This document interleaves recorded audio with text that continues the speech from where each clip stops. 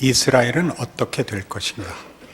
이것이 로마서 9장과 10장과 11장에 걸친 중요한 바울의 주제입니다.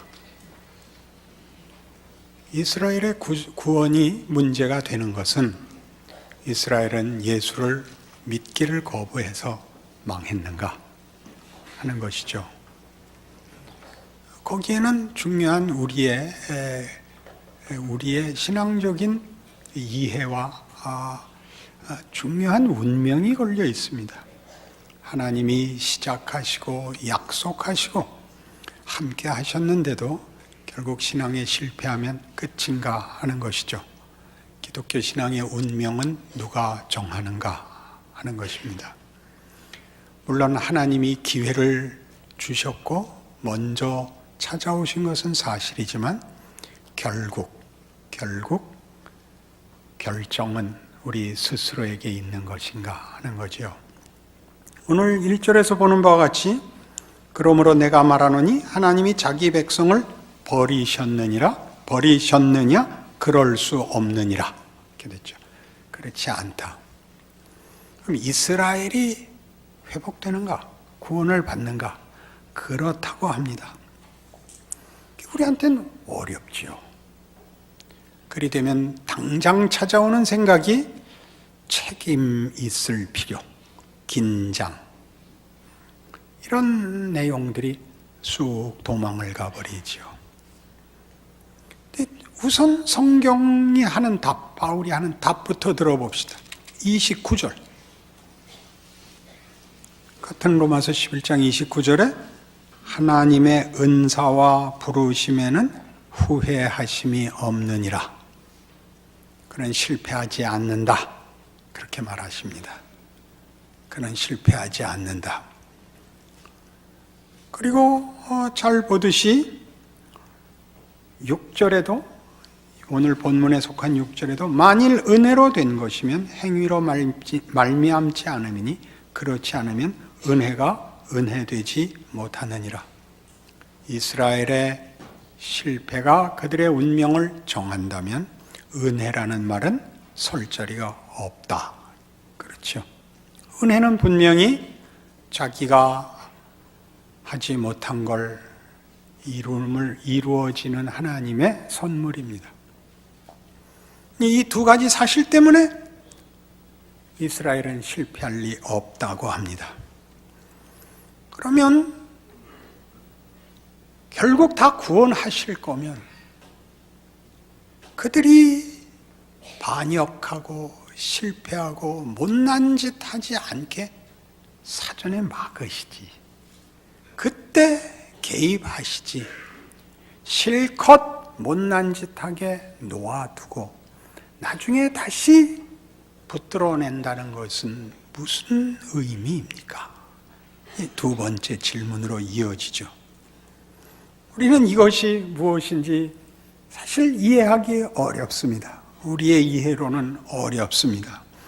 그러나 이 로마서의 답은 이겁니다.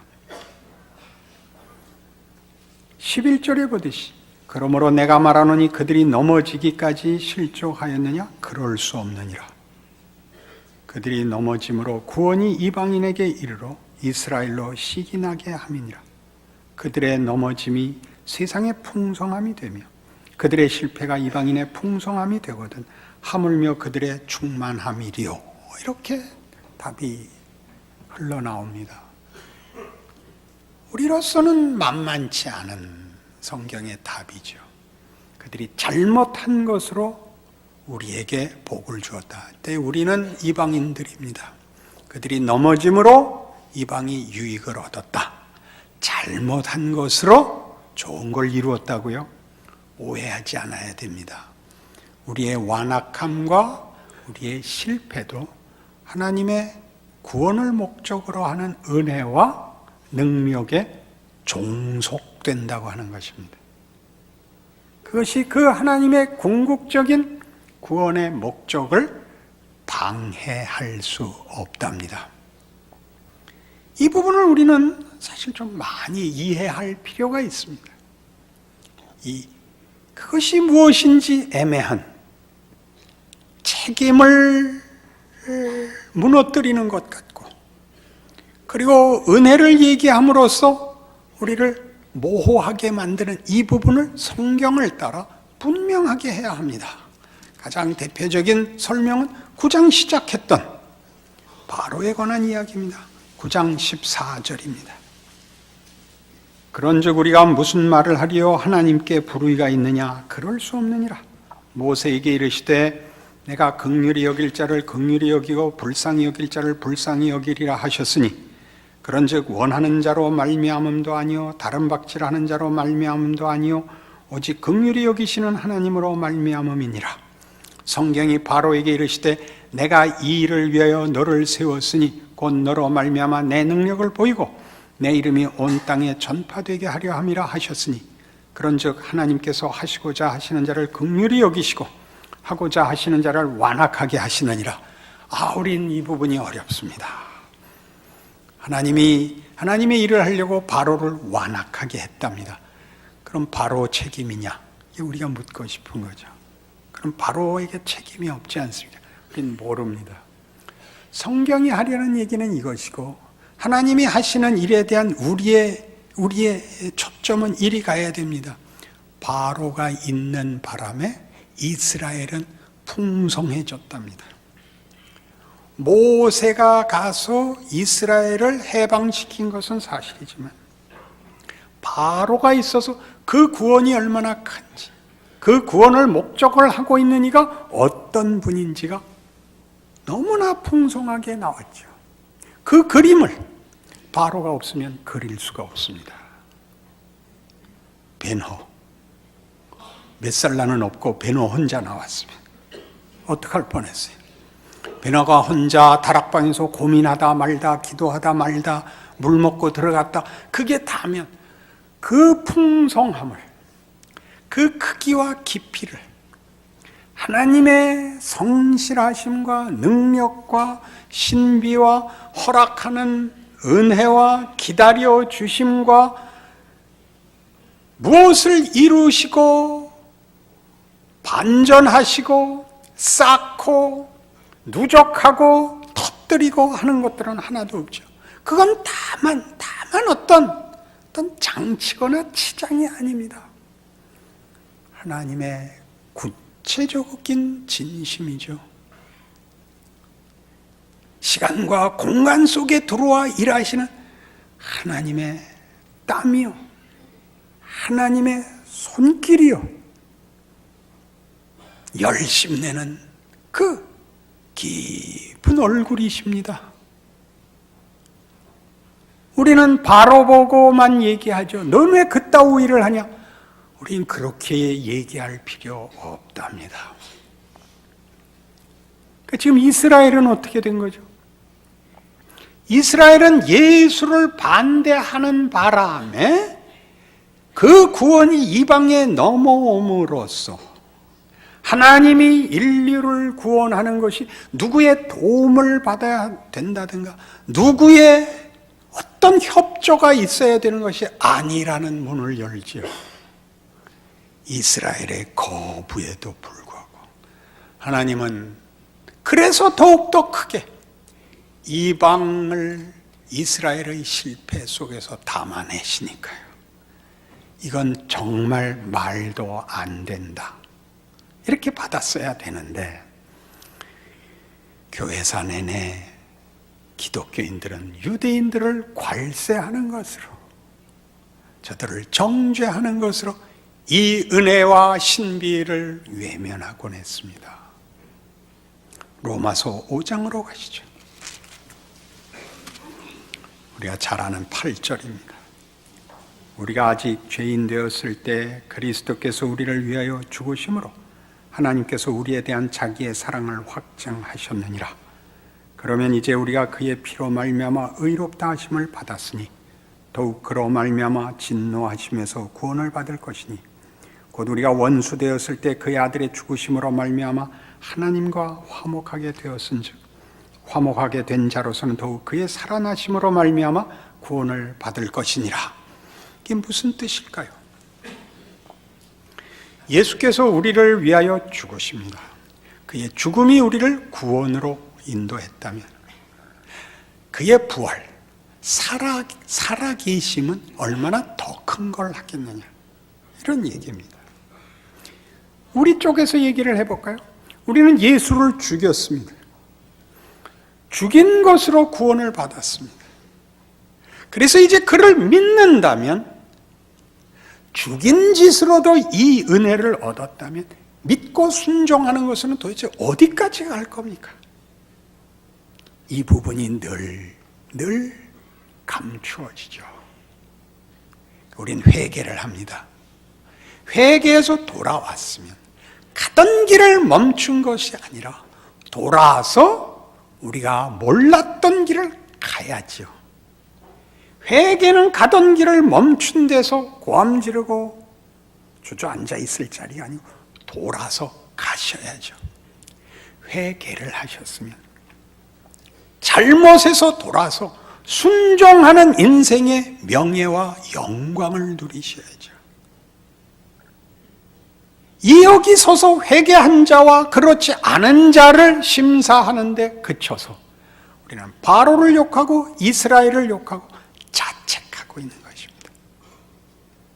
더 이상 죄를 짓지 않기로 한 것, 믿음을 가지기로 한 것에서 서서 돌아선 자리, 화목한 자리, 믿음을 가진 자리를 걸어 나가지 않으면 와서 그 끝이 없는 회개만 하게 됩니다.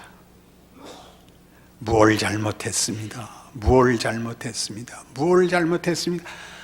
아무리 해도 답이 안 나와서 그 다음에는 손가락질을 할 수밖에 없습니다. 하나님 제보래요. 제보래요. 그게 아닙니다. 오늘 하는 이야기입니다. 이스라엘의 넘어짐이 이방에 부요함이 됐다면 그들을 받아들이는 용서까지의 은혜의 크기가 적용될 때는 도대체 인류에게 어떤 영광이 주어질 것인가 기대해보라, 그렇게 얘기하는 거죠. 그러니 우리는 이 문제가 사도 바울에게 얼마나 현실적인 문제였는지를 생각해야 됩니다. 즉 이 이야기들은 논리적 이해로는 불가능한 것입니다. 그것이 사실이었기 때문에 바울에게 이 결론을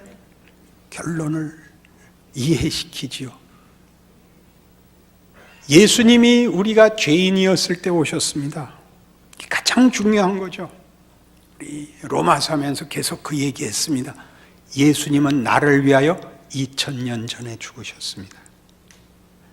될지 안 될지 모르는 자를 위하여는 죽을 수 없습니다. 죽을까 말까 하고 계실 수는 있습니다.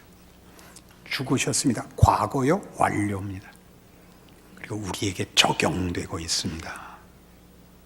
완료된 운명을 우리에게 적용하고 계셔서 우리는 우리 삶 속에서 믿고 회개하고 순종하고 의심하고 실패하고 돌아서는 모든 일들을 어디까지 할 겁니까?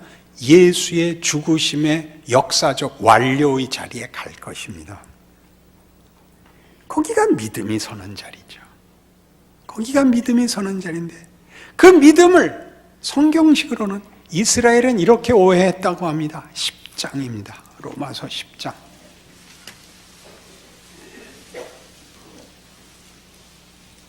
형제들아, 내 마음에 원하는 바와 하나님께 구하는 바는 이스라엘을 위함이니 곧 그들로 구원을 받게 함이라. 내가 증언하노니 그들이 하나님께 열심히 있으나 올바른 지식을 따른 것이 아니니라. 하나님의 의를 모르고 자기의 의를 세우려고 힘써 하나님의 의에 복종하지 아니하였느니라.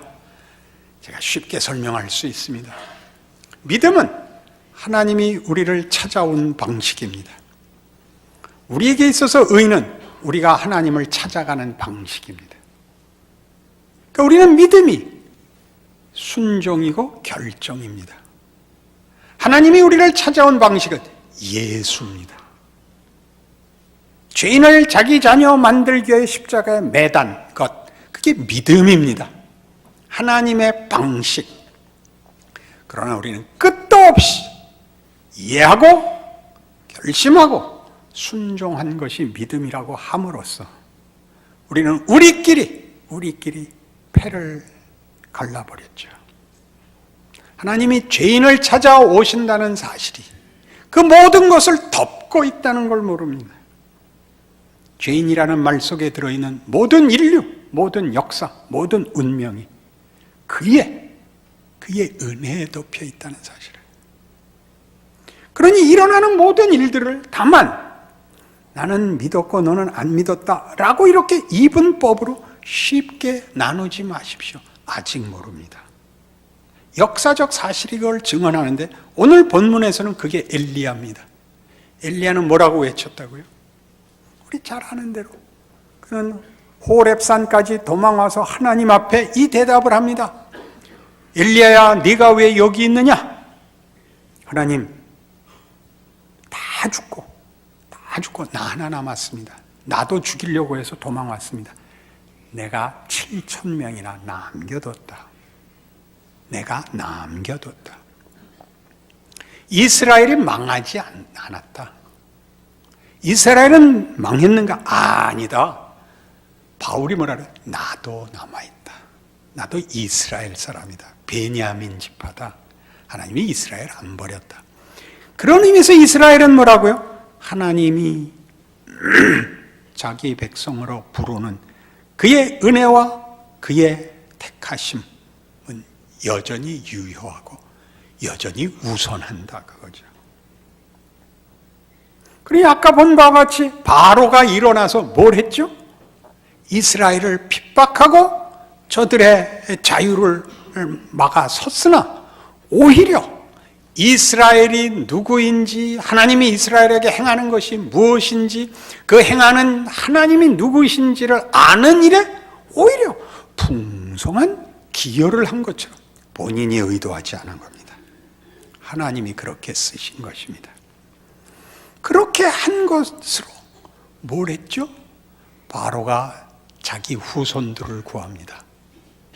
이것도 무슨 말일까요? 이스라엘은 이방의 빛으로 부름을 받는 것입니다. 누가복음 2장에 가면 예수 그리스도의 탄생에 관한 기록에 이런 기억해야 할 말씀이 나옵니다. 25절입니다. 누가복음 2장 25절. 예루살렘에 시므온이라 하는 사람이 있으니 이 사람은 의롭고 경건하여 이스라엘의 위로를 기다리는 자라.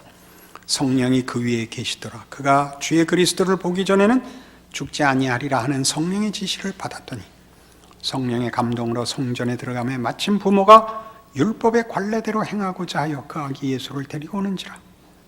시몬이 아기를 안고 하나님을 찬송하여 이르되 주제여 이제는 말씀하신 대로 종을 평안히 놓아 주시는도다. 내 눈이 주의 구원을 보았사오니 이는 만민 앞에 예비하신 것이요 이방을 비추는 빛이요 주의 백성 이스라엘의 영광이니이다. 이방을 비추는 빛이요 이스라엘의 영광이랍니다. 이어가죠. 그의 부모가 그에 대한 말들을 놀랍게 여기더라.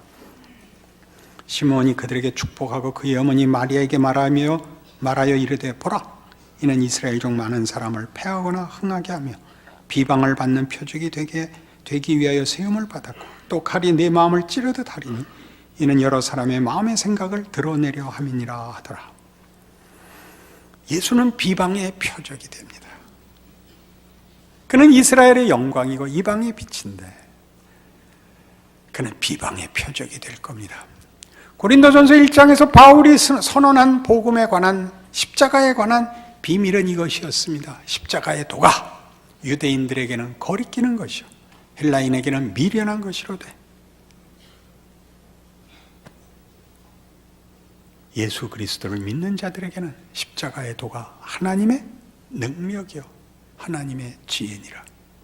그건 무슨 맞는 길과 틀리는 것으로 같은 차원 수평적 차원에서의 이 길 저 길이 아니고 그걸 덮고 있는 위의 길입니다.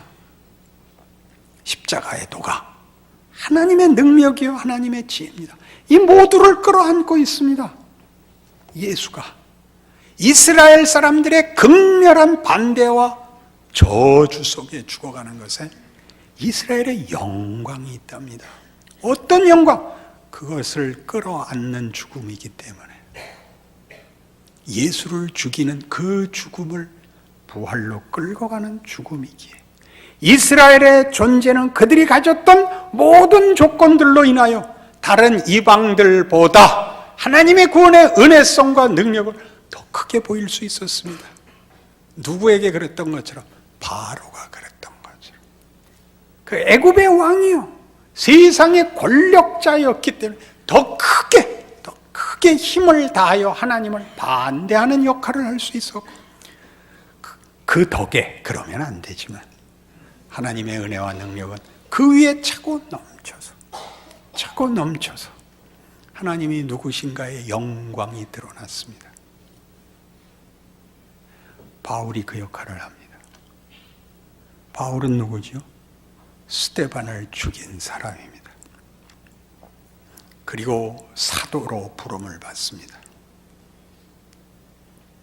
원래대로 하자면 이스라엘은 잘못했으니 망해야 된다라는 논리를 적용하면 바울은 없는 거죠. 그리고 여러분들의 신앙을 점검해 보십시오.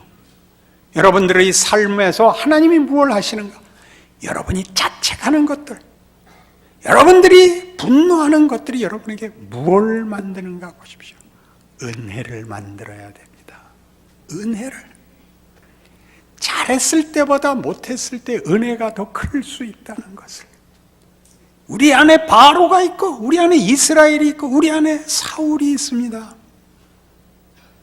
그게 변하여 바울이 되고, 순종하여 예수의 죽음이 우리에게 부활을 가져왔으면 그 부활은 얼마나 더 큰 것을 가져오겠는가라는 그 감격이 있어야 됩니다.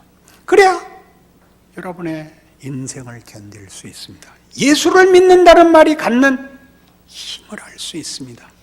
괜찮아를 할 수 있게 되죠. 넘어지셨습니까? 일어나십시오.